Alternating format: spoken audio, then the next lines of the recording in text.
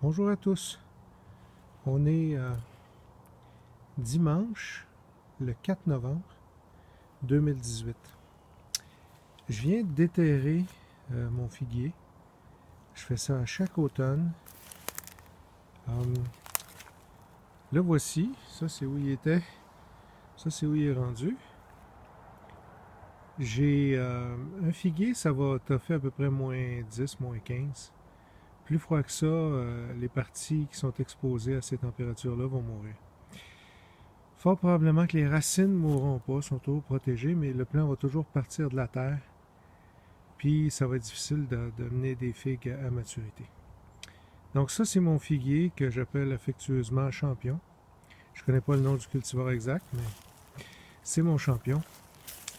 Je l'ai couché, les années passées, j'allais le coucher dans une petite tranchée un peu plus loin. Mais j'ai une boîte maintenant, puis je vais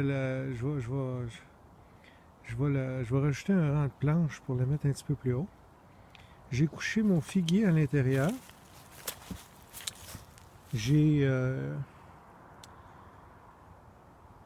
un persimon. J'ai 2 jujubiers là-dedans. J'ai 2 grenadiers. C'est toutes des plantes qui sont fragiles, qui vont pousser, qui sont zonées 6, 7 ou 8 même. Puis en les couchant comme ça dans une boîte, que je vais recouvrir de feuilles puis de branches, peut-être même mettre un géotextile par-dessus.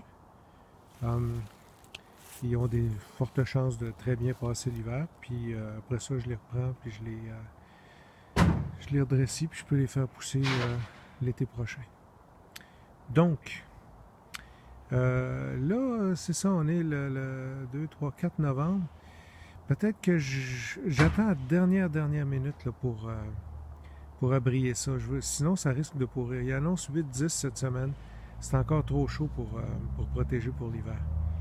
Quand je vais voir là, que la nuit, ça va descendre à moins 5, là, puis là, je vais regarder les températures, puis ça va aller en descendant après ça. Ça se peut que ce soit début décembre, fin novembre ou dans 15 jours, je ne le sais pas. Mais là, je vais considérer sérieusement. Je vais mettre mes feuilles puis mon géotextile. Je vais tout abrier ça proprement. Ça, c'est une des façons. J'ai un autre figuier ici. Ça, je suis en train Ce figuier-là est unifère. Je pense que j'ai mangé 4 figues en 10 ans avec, mais il y aurait besoin d'une serre pour pousser, puis bon. Mais c'est pas un très bon figuier, mais au moins j'ai pu faire des essais. Ça fait longtemps qu'il vit là. Les branches sont très fragiles au gel. L'autre est beaucoup plus résistant, l'autre que je vous ai montré tout à l'heure. Celui-là, d'après moi, à moins 5, moins 10, là, les branches meurent. Mais une des façons que j'ai trouvé, c'est en faisant pousser des branches horizontalement. Fait que comme ça, je ne suis pas obligé de déterrer le figuier.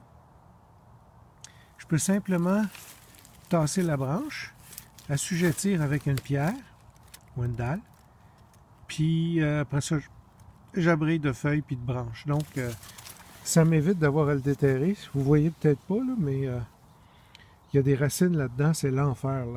La base, là, il pousse en arbuste, c'est plus un arbre, là.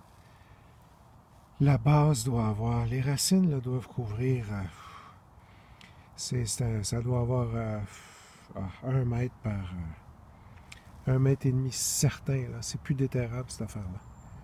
Donc en faisant pousser les branches plus près du sol, il y a moyen de les protéger sans avoir à déterrer ce figuier-là. Puis je vais aller en avant. La technique que je suis en train d'expérimenter, je pense que j'ai des bonnes chances qu'elle fonctionne.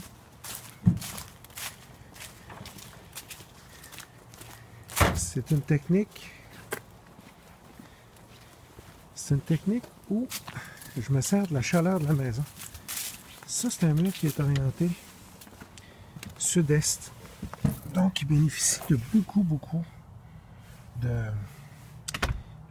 de chaleur, beaucoup de lumière.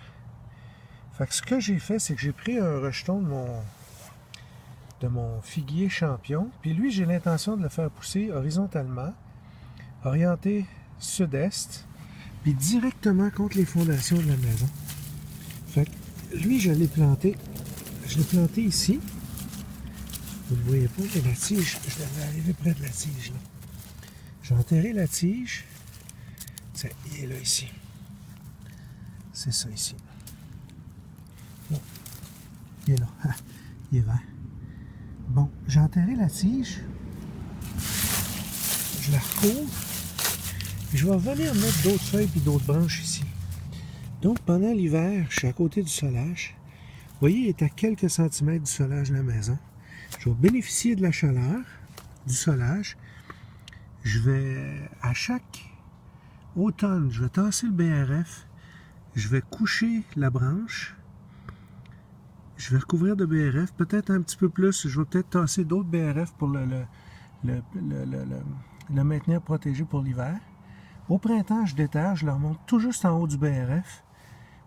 Je sais qu'il va y avoir plein de pousses verticales, mais ça va être à moi de l'entretenir pour vraiment me concentrer en essayant de faire pousser les branches les plus horizontalement possible pour que j'ai pu aller déterrer puis qu'ils profitent de la chaleur de la maison puis de la magnifique orientation de ce mur-là. Ça, c'est ma recherche et développement. C'est là que je suis rendu. Si j'étais nouveau, là, c'est la meilleure technique. C'est celle qui a le moins, qui a besoin de moins de travail. Pas besoin de creuser, déterrer, puis tout ça. On profite de la chaleur de la maison. On oriente parfaitement le plan. Si c'était à recommencer, c'est par là que je recommencerai. Ça fait plus que 10 ans que je taponne après ça. Bon jardinage!